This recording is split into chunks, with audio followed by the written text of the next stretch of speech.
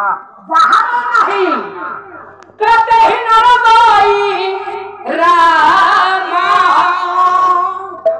बोले राम कृपा बिनु सफल न हो जीवन नो हे विश्राम जीवन नो हे विश्राम जीवन नो हे विश्राम आदि नो विश्वास भगवती नहीं कहीं न भई राम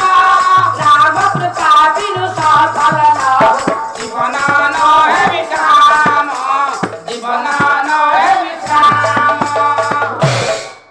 करे बिना विश्वास भक्ति नहीं तो भगवान नहीं ସେଇଥିପାଇଁ ଭାଗବତର ଜଗନ୍ନାଥ ଦାସ କହିଛନ୍ତି ମୂଳ ହେଉଛି କଣ ଭାଗବତର ତତ୍ତ୍ୱଟା ବା କଣ ପଢୁଛେ ଶୁଣୁଛେ ଆଜ୍ଞା କିନ୍ତୁ ଭାଗବତର ମୂଳ ତତ୍ତ୍ୱଟା ସେଇ ଜଗନ୍ନାଥ ଦାସ କହିଲେ କଣ କହିଲେ କହିଲେ କହଇ ଜଗନ୍ନାଥ ୟେ ଦାସ ଆରେ ମୂଳ ହଟିଆ ହଟାଇବି ଆରେ ମୂଳ ହଟିଆ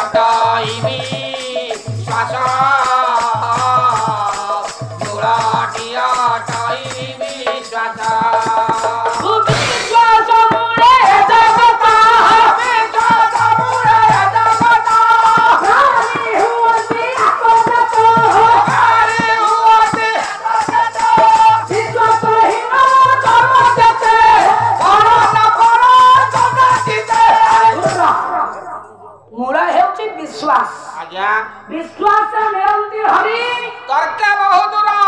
तेणु विश्वास करी जदि आमे एठी पूजा करूछेबा जेउ मयूर पुछ आज्ञा बा जेउ स्थापना करी छनि नारायण मुंडिया देव माने भगवान को प्रति श्रद्धा भक्ति रखिबा तारे हृदय रे भगवान विराजमान करिबे बाबा ताले हमरो मंगल चरण आलोचना हेउथिला नै कि आज्ञा कल्प कथा जे पड़िथिला एते बात पळे केनु स्रष्टा ब्रह्मांकर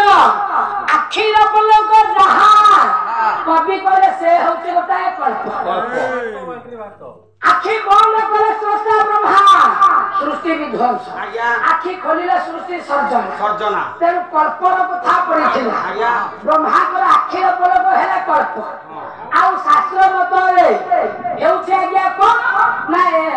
14टा मनु हेले तबे जाई गोटाए कल्प कल्पर अंत अंतिम मुहूर्त रे निष्ठुर निर्दय होंदी किए सेई देवदेव महादेव शंकर भगवान शिव अच्छा प्रभु तो हेले मंगलमय कल्याणकारी जहा करंती भाई कल्याण करंती तले शेष मुहूर्त रे प्रभु कोन पाई निष्ठुर हेले सारे काई की हेले निष्ठुर हो कि तांडव करंती काई की कोन पाई मो भाई करंती समस्त नर नारी माने पाप अन्याय अनीति गुडा को करे माने अन्याय तू करी भोग प्राय खाई मारी बेताई जाई फूल लगाई फूल कोरी मोचानी कतरी जाई फूल नाही जहा तो पाप करजो तम नारी जाति आ हम पुरुष निर्दोषी धामेना ए नारी जाति कथा कहले मो मां माने उठिबा अरे पुरुष माने मो भाई बापा माने किसी भूल करू ना पाप करू ना नहीं जहा भूल मो मां केवल नारी जाति कहले आमे माने करूछी आ कोन ये निर्दोष धेमेड़ा हमर किछि दोष नाही ना